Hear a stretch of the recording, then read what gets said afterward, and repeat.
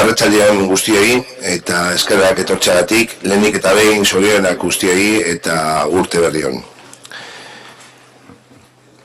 Abenduko osoko bilkura hasiko dugu,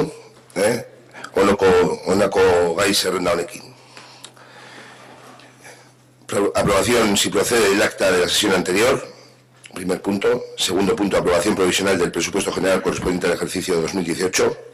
Tercero, declaración de crédito no disponible para financiar modificación presupuestaria. Cuarto, plan estratégico de subvenciones.